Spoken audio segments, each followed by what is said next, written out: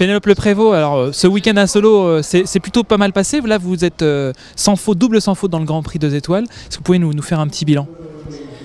Oui, l'objectif de ce week-end, c'était de remettre en route Ratina, ce qui était le cas. Elle a vraiment progressé au fur et à mesure des jours de la compétition.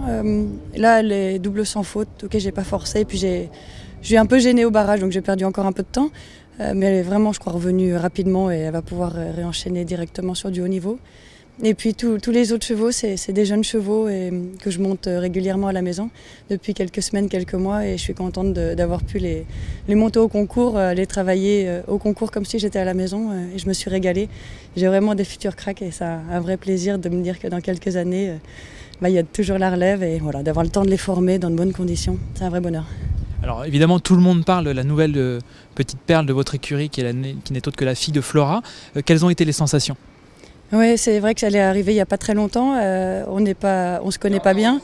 Je crois vraiment que c'est une craque. C'est pas du tout au point mon histoire. Je suis un peu embarquée, on va dire. Mais la qualité est là et maintenant je vais prendre le temps pour la former. Ça prend 1 an ou 2, on verra. Alors la France évidemment est qualifiée pour les Jeux Olympiques de Rio 2016. Vous faites partie des piliers de l'équipe de France.